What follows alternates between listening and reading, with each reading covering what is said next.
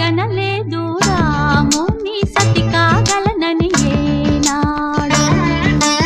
రాముడు అనుకోలేదు జానకి పతి కాగలనని ఆనాడు.